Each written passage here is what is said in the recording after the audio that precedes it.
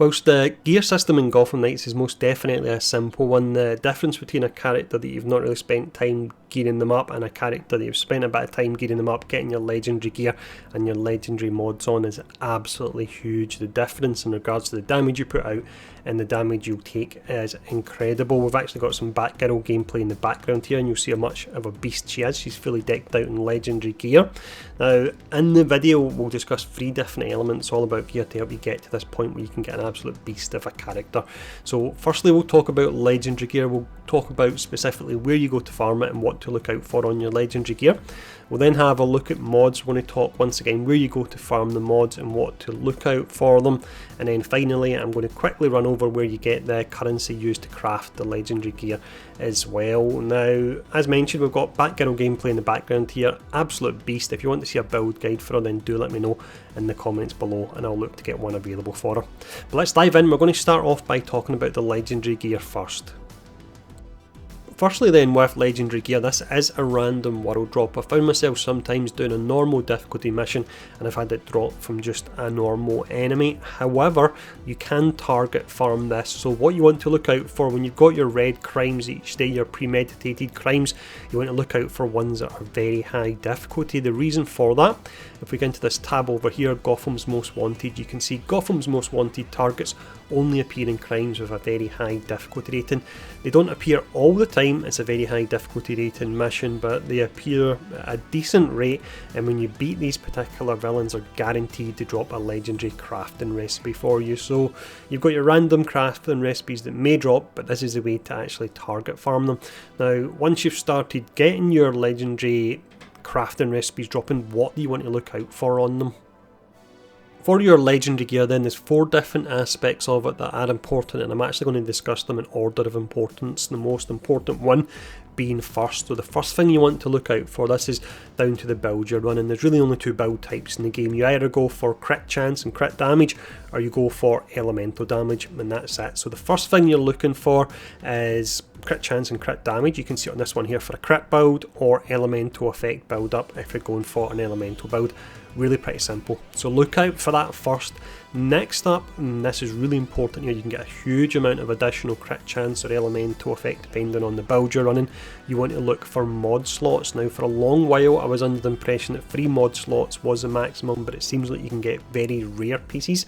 I've only seen a couple of these in a lot of hours that I put into the game that can have as many as 4 mod slots. If you've got 4 mod slots, if you've got the stats you're looking for as well, then it's basically a god roll. Now, next up, following on from this, you've got conditional stats.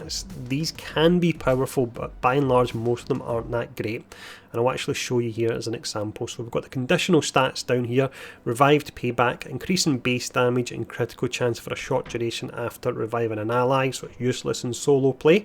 And revived wrath increases critical damage for the wearer and their allies for a short duration after reviving an ally, so really not important here. You do, however, get some slightly better ones if I show off this gear piece. So this has got knockout effect. Knocking out an enemy with this gear's ability doubles the elemental effect of the next attack.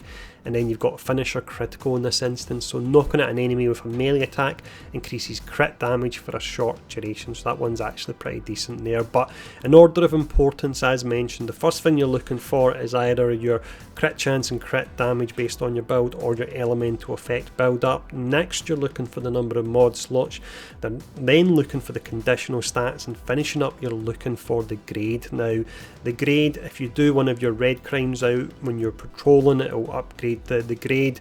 The most it can go up to is +2, and when you upgrade this, it simply boosts the stats slightly on your gear. It doesn't put them up by a massive amount, so that's probably the least important thing to actually look out for there. But that is the legendary gear and what to look out for and where to farm it. Let's talk about these mods now. So mods can make an incredible difference to the amount of damage you do or the amount of damage you can actually take. Now, it's not a complicated system, but it's one that's not explained well in game. So the first thing I'll actually say is don't bother fusing mod chips. It's just a complete waste of time, so don't worry about that at all. Once you fill out on mod chips, once you get, let's say, heroic or legendary ones, what will happen is your epic ones further down in the queue will actually just automatically be deleted. So don't waste any time fusing any of these. In regards to your mod chips, the ones that you will be using in your gear are your heroic and also your legendary, and in a moment I'll tell you where you go to farm these. So with this is a single stat mod chip, this particular one. However, some of them that drop, they've got dual stats, and you can see that via the icon. It's 2 different icons, it's half of each one you can actually see. Quite how you get these I'm not quite sure. I think it's just a random drop. I've only seen, you can see I've got 4 of them and I've played a fair amount of time, but these are really powerful. So this one, for example, is 8% crit chance, 22% crit damage. So if you had a legendary piece that had 4 mod slots, via your mods you could get a whopping 32% crit chance and 88% crit damage, which is just absolutely incredible. Of course you need to get a 4 slot legendary gear and you need to get 4 of these as well, but the potential is there if you farm long enough. You've also got your legendary mods. I don't believe these drop in dual stats like the one we looked at a moment ago, but you can get really high numbers in these. You can see this is offering 43% damage in this particular one. You've also got your elemental effect build up of 64. So what you'll do is, let's say you're going for a melee crit build, and you will example, of course, on your main legendary gear you'll go for your crit and your crit damage, and then you'll put in mods such as this, which is up in your crit chance and your crit damage as well. So once again, it's not the most complicated system, but it's one that's not explained very well in game.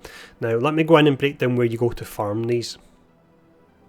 So here is the crafting material you need. Here it's round about 400 or so to craft a piece of legendary gear. So you can see I've got an absolute ton of this. The reason I've got a ton of it is that I've been doing a particular method where you can focus farm this. Now, similar to the mods and the recipes, it will randomly drop when you're going out and you're doing missions. It will most likely be your very high missions that you'll defeat enemies on, and they will drop this. But a way to guarantee farm it, if we go back into contacts here, is the penguin. It doesn't actually say it under rewards form at all, but when you hand in your mission for the penguin, it will give you this particular currency for crafting your legendary gear. It does only give you 20, which is not a lot. It's a guaranteed way to get it. I just find just by playing the game and doing your red missions you will get it, but if you're perhaps 20 short and you really want to craft a piece of gear, then just focus farm these particular missions. So that then is really everything you need to know in regards to what you want to put on your character gear wise and where you go to farm it. And as mentioned, the difference on a fully geared out character over one you've not really focused, farmed or spent much time optimising their gear is absolutely huge. We have the Batgirl gameplay in the background once again here. This is on medium difficulty. The reason being I don't see the point putting it in hard. You don't get anything additional for doing that. But this is on medium difficulty and the majority of enemies are just one shot here because we've got around about a 70% crit damage rate on her. And again, if you want to see a guide for this particular setup, then just let me know and I'll look to do that in the next few days. But as always, I hope this video has been helpful. Thanks for tuning in, stay safe, and I'll see you all again soon.